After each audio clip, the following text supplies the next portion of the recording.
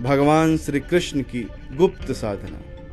अद्भुत मायावी शक्तियों पर विजय पाने और देवतुल्य सामर्थ्यवान बनने के लिए भगवान श्री कृष्ण की साधना इस युग में अति उत्तम है। इसकी साधना से आपका सहस्त्रार जाग उठता है और ज्ञान की कुंडलिनी जाग उठती है, जिससे लोक परलोक आदि सारे रहस्य खुल जाते हैं। मेरा दावा है कि इस संसार में कुछ ही गिने चुने साधकों को छोड़कर बड़े बड़े साधकों को भी इस साधना का ज्ञान नहीं। अतः इस वीडियो को अन्य कहीं प्रकाशित देखें तो उसे आप नकलबाज कह सकते हैं। यह साधना गुप्त और अप्रकाशित है। मैं भी इस साधना को गुप्त ही रखता, पर वर्तमान समय में इस साधना को बताना मेरी आवश्यकता है।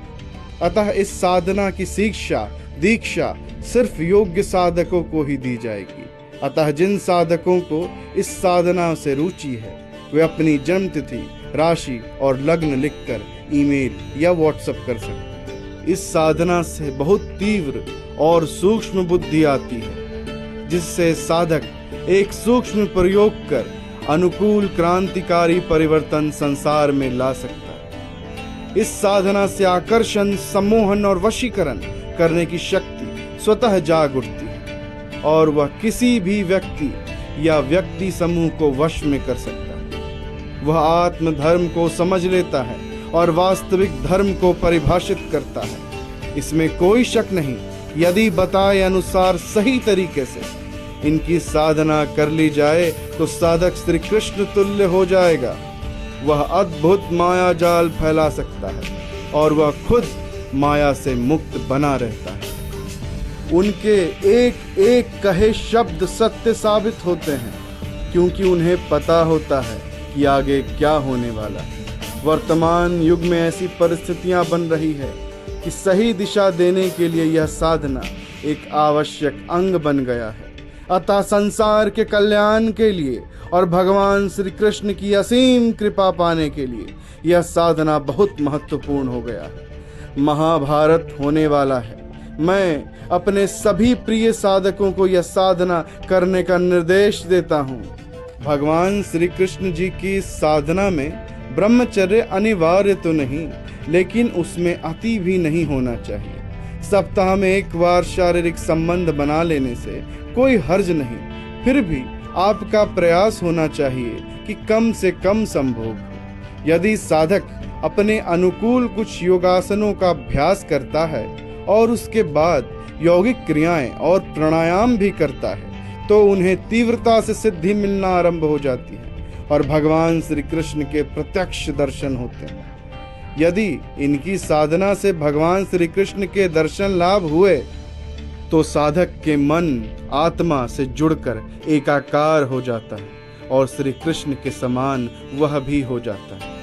यदि साधक यौगिक क्रियाएं आदि नहीं भी करता तो सभी प्रकार से श्री कृष्ण की कृपा होती ही है और वह संसार के लिए कल्याणकारी कार्य करने में सामर्थ्य हो उठता है। सच कहा जाए तो आप इनकी साधना से कल की अवतार से कम नहीं हो, अर्थात आप ही कल की अवतार हैं, जिसमें अद्वितीय दिव्य शक्तियों का भंडार है। जो इस साधना से यह शक्ति जागृत हो उठती है, जिससे आप पुनः युग को सुधार सकते हैं और कंस युग से लोगों को मुक्ति दिला सकते हैं। मैंने बहुत कम शब्दों में आपको बताने का प्रयास किया है और मुझे विश्वास है कि आप कम शब्दों को विस्तार से समझ पा रहे हैं। जीवन भर झाल बजाने, शंख फूकने, कीर्तन भजन और घंटियां बजाने से भगवान श्री कृष्ण के दर्शन नहीं होंगे या उनकी कृपा के पात्र नहीं बनेंगे। अतः मैं यौगिक विधान के अनुसार भगवान श्री कृष्ण की अद्भुत साधना बताने जा रहा हूँ, जिससे आपको 100% सफलता मिलेगी। कैसे करें यह साधना, तो आइए जानते हैं। इस साधना को सिर्फ देख समझ कर ना करें, साधना की दीक्षा लेकर ही साधना करें। ब्रह्मचर्य के बारे में बताया जा चुका है कि जहां तक संभव हो ब्रह्मचर्य ही रहें। आप अपनी शक्ति को व्यर्थ ही निचोड़ कर बहाए नहीं। इसे बचाएं और सहस्त्रार चक्र तक शक्तियों को पहुंचा दें, ताकि आपका आत्मबल दिनों दिन बढ़ता रहे और कई अनोखी चमत्कारिक शक्तियों को प्राप्त कर सके। इसका अर्थ यह नहीं हुआ कि अपनी काम इच्छा को दबाएं। आप सप्ताह में या 15 दिनों में अति इच्छा होने पर काम वासना को शांत कर सकते हैं। यौगिक क्रियाओं और प्राणायामों से स्वाभाविक रूप से काम वासना पर सहजता से नियंत्रण हो सकता है। हो सके तो बजरोली क्रिया का भी अभ्यास करें। जपमाला, संस्कारित रुद्राक्ष या तुलसी की माला से साधना कर सकते हैं। नीले हकीक की माला भी सर्वोत्तम है। आसन और वस्त्र लाल, पीला, नीला या सफेद क्रीम।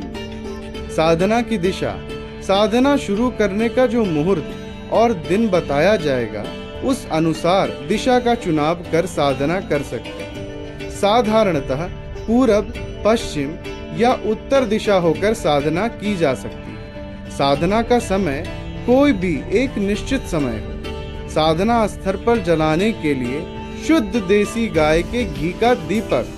गणपति जी को नमस्कार करने के बाद भगवान श्री कृष्ण की साधना आरंभ करें। ये रहा भगवान श्री कृष्ण का मूल मंत्र। दीक्षा के बाद मंत्र स्पष्ट किया जाएगा। उक्त मंत्र में साधक अपनी जन्म तिथि, राशि और लग्न के अनुसार उपयुक्त बीज मंत्र लगा ले, जिसे दीक्षा के बाद बता दी जाएगी। सुबह खाली पेट में योगाभ्यास, क्रिया और प्राणायाम से निपट लें और उसे बिना कोई ढील किए अभ्यास जारी रखें।